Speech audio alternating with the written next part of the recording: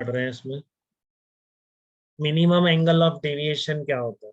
ठीक है, तो आपने ये डेल्टा निकाल लिया I1 प्लस I2 माइनस ए। ठीक है, फिर क्या किया लोगों ने, एक्सपेरिमेंटली इसका प्लॉट ड्रॉ किया डेल्टा और आई का।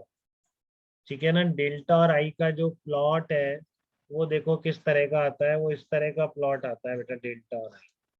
ठीक है ना, मैं इसको और एग्जैक्ट बनाने की कोशिश करता हूँ। डेल्टा और आई का जो प्लॉट आता है, डेल्टा डेविएशन और इस पर जो इंसिडेंस एंगल है इसका, ठीक है ना, इसका प्लॉट इस तरह का आता है कुछ, ये बहुत बढ़िया बन गया है। ठीक है, ये डेल्टा और आई का प्लॉट है बेटा, जो एक्सपेरिमेंटली ड्रॉ किया है। ये मैंने पूरा उससे भी निकाल रखा है, बट क्यों आप इतनी मेहनत करोगे। ठीक है ना, डिफरेंशिएशन से भी निकल के आ जाता है मिनिमम डेविएशन वाली कंडीशन, बट एक पेज 1.5 पेज का डेरिवेशन हुआ। ठीक है, कि डेल्टा और आई का जो वेरिएशन है इसका एक्सपेरिमेंटल प्लॉट के बेसिस पर, जैसा लोगों ने एक्सपेरिमेंट किया, डिफरेंट डिफरेंट आई से गिराते गए, डेल्टास नोट करते गए और उसका प्लॉट बनाते गए, तो इस तरह का प्लॉट है। अब देखो एक पर्टिकुलर वैल्यू ऑफ आई पर, ठीक है ना, पर्टिकुलर वैल्यू ऑफ आई पर आपका एंगल ऑफ डेविएशन क्या है, मिनिमम। देख रहे हो बेटा, ये सब एक्सपेरिमेंटली देख रहे हैं हम, कोई अभी इक्वेशन या फार्मूला बना के नहीं निकाल रहे।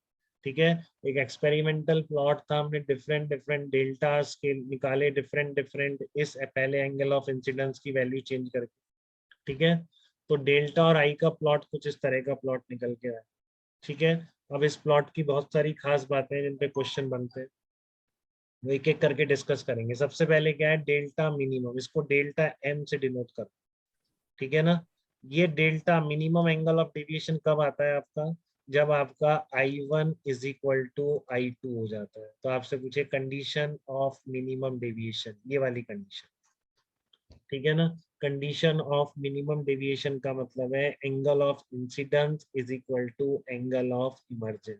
This is called condition of minimum deviation. ठीक है, मैक्सिमम डेविएशन के लिए आपका I1 इज इक्वल टू π/2 और I2 इज इक्वल टू π/2, ये आपकी मैक्सिमम डेविएशन की कंडीशन कहलाती है। ठीक है ना, I1 इज इक्वल टू π/2 और I2 is equal to π/2, this is called condition of maximum deviation. तो मैक्सिमम डेविएशन तो रेयर पूछता है, आपको ये बहुत ध्यान रखना है कि मिनिमम डेविएशन की क्या कंडीशन। इसमें अभी तक कोई थिन प्रिज्म जैसी कोई चीज नहीं। ठीक है, थिन प्रिज्म जैसी कोई चीज नहीं है आपकी अभी तक इसमें। ठीक है, सिर्फ कंडीशन है, जैसे मिनिमम डेविएशन का नाम लिया तो I1 is equal to I2 हो जाएगा। अब अगर I1 और I2 बराबर हो गए तो स्नेल्स लॉ से आपको समझ में आता है कि R1 और R2 भी बराबर हो जाएंगे। बताओ, समझ पा रहे हो? अब स्नेल्स लॉ से इस सरफेस के लिए लगाओ, इस सरफेस के लिए लगाओ, साइन I1 किसके यस बराबर आ रहा है, सर, म्यू साइन R1 क्या आ यू रहा है। Sine R. ठीक है, इस यस सरफेस सर, पे स्नेल्स लॉ लगाओ, क्या आ रहा है, sine I2 is equal to mu sine R2 आ रहा है कि नहीं आ रहा, बताइए बेटा, सबको क्लियर है? यहाँ लिख के रखा है मैंने। Yes sir. अगर आपके I1 और I2 बराबर हो गए तो R1 और R2 भी बराबर हो जाएंगे। अब क्योंकि R1 plus R2 equal to ए तो हमेशा रहता है, उसके लिए कोई मिनिमम डेविएशन की कंडीशन तो रिक्वायर्ड थी नहीं। अब R1 is equal to R2 हो गए तो डेफिनेटली R1 और R2 की वैल्यू डायरेक्टली a/2 निकल आएगी।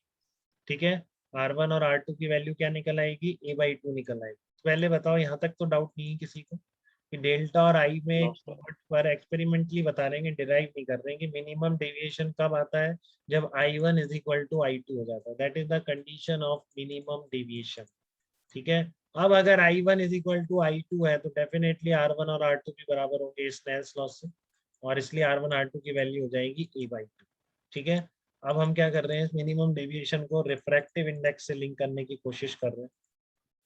ठीक है, तो देखो R1 इक्वल्स टू R2 ये आ गया। अब वो पता है कि डेल्टा ये तो रहेगा ही ना, ये थोड़ी चेंज हो सकता है, ये तो हमेशा है। तो I1 is equal to I2 है तो डेल्टा कितना आ जाएगा, 2I1 माइनस ए बन जाएगा। देख रहे हैं बेटा सब लोग, अगर I1 is equal to I2 है तो डेल्टा मिनिमम क्या हो जाएगा तो जब भी मिनिमम डेल्टा हो आप ये डायरेक्टली ये भी लिख सकते हैं। ये बहुत प्रैक्टिस में आ जाएगा, जब मैं आपको प्रिंट की CPP दूंगा तो सारे क्वेश्चन में आपको इन फार्मूलों की बहुत ही ज्यादा प्रैक्टिस हो जाएगी। ठीक है, कि मिनिमम डेविएशन क्या हो जाएगा, 2I1 माइनस ए। तो I1 कितना हो गया आपका, डेल्टा एम प्लस a/2 हो जाएगा। ठीक है, अब I1 आ गया आपका मिनिमम डेविएशन की टर्म में। तो अब आप क्या करेंगे, स्नेल्स लॉ लगा देंगे यहाँ के लिए, इस सरफेस के लिए। तो sine I1 is equal to mu sine R1 आएगा। I1 की वैल्यू उठा के यहाँ पे रख देंगे आप। ठीक है, I1 की वैल्यू उठा के यहाँ पे रख देंगे, तो कितना हो जाएगा sine delta M plus A by two equal to mu sine A by two. तो म्यू कितना आ गया, sine delta M plus A by two upon sine A by two. ये तीसरा फार्मूला है जिसमें गारंटीड बता रहा हूँ इस बार क्वेश्चन इस पे आएगा। ठीक है, एक स्टैंडर्ड प्रॉब्लम है, बहुत ही घूमती रहती है हर बार, बट मेंस के पेपर में नहीं दिखी। ठीक है, तो पूरा चांस है आपको अगली बार किसी पेपर में इसके पे इस म्यू की वैल्यू शायद कॉट ए बाई टू कर देते हैं और फिर मिनिमम डेविएशन या कुछ पूछते हैं। ठीक है, तो ये फार्मूला देखो, दो फार्मूला आएंगे मिनिमम डेविएशन को म्यू से रिलेट करने वाले। ये मैंने यहाँ पर अभी तक कोई थिन प्रिज्म जैसी कोई कंडीशन यूज नहीं करी। प्रिज्म एंगल 60 हो 30 हो कुछ भी हो, ठीक है ना, आपका ये सबके लिए वैलिड है। ठीक है, तो ये आपका म्यू और डेल्टा एम का ऐसा रिलेशन है जिसमें कोई थिन प्रिज्म का अप्रोक्सीमेशन नहीं है। ये आपका तीसरा फार्मूला है। ठीक है ना, पहला था R1 plus R two equal to A, इसको लिखते चलो इनको। ठीक है, R1 plus R two equal to A. दूसरा था general formula for delta, delta is equal to I1 प्लस I2 माइनस ए। ठीक है, अभी आपके पास तीसरा रिलेशन निकल के आ रहा है, mu is equal to sine delta M plus A by two upon sine A by two. ठीक है ना, sine delta M plus A by two upon sine A by two. ठीक है, ये आपका जनरल फार्मूला निकल के आया है रिफ्रैक्टिव इंडेक्स का, mu is equal to sine delta M plus A by two upon sine A by two. तो ये तीन फार्मूले आपको कभी भी नहीं भूलने। ठीक है, तो यहाँ तक कोई डाउट किसी का?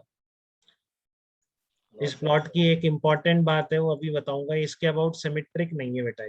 ठीक है ना, ये प्लॉट इस पे भी क्वेश्चन आया था, जेई में नहीं आया अभी तक, लेकिन तो हो सकता है आपको दिखे आने वाले टाइम में बिल्कुल। ठीक है ना, इस प्लॉट की ये बात है कि ये कोई पैराबोला नहीं है बेटा ये। ठीक है ना, अगर मैं इसको एक्स बोल दूं, ये वाई बोल दूं, तो इधर ज्यादा झुका हुआ है, मतलब Y is greater than x.